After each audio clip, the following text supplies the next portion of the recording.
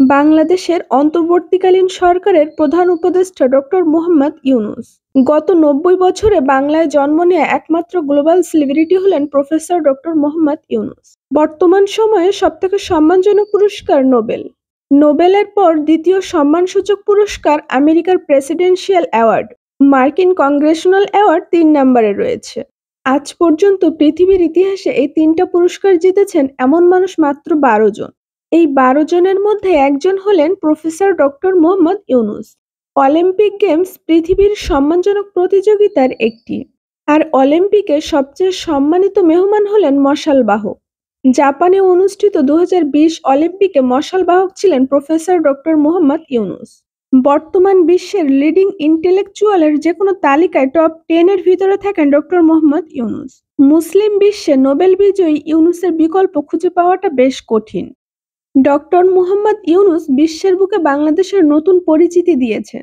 এদেশে আর এমন ইউনূস জন্মাবে কিনা আজও সন্দেহ। ডক্টর মোহাম্মদ ইউনূসের সম্মানে মাইক্রোসফটের প্রতিষ্ঠাতা বিল গেটস নিজে গাড়ি ড্রাইভ করে প্রফেসর ইউনূসকে পুরো সিলিকন ভ্যালি শহর ঘুরে দেখিয়েছেন। গোটা পৃথিবীতে ১০৭টা ইউনিভার্সিটিতে মোহাম্মদ ইউনূস সেন্টার রয়েছে। ইউনিভার্সিটিগুলো নিজ উদ্যোগে এটা করেছে। এর প্রধান কারণ হলো তার মাইক্রোফাইন্যান্স, যেটা তাকে এবং তার প্রতিষ্ঠিত গ্রামীণ ব্যাংককে নোবেল শান্তি পুরস্কার এনে দিয়েছিল। ডক্টর মোহাম্মদ ইউনূসের প্রতিষ্ঠিত সরকার নিয়ন্ত্রিত গ্রামীণ ব্যাংকে এখন সুদের হার বাংলাদেশের সর্বনিম্ন। অনেকের মনেই প্রশ্ন জাগে ডক্টর মোহাম্মদ ইউনূসের আয়ের উৎস কি।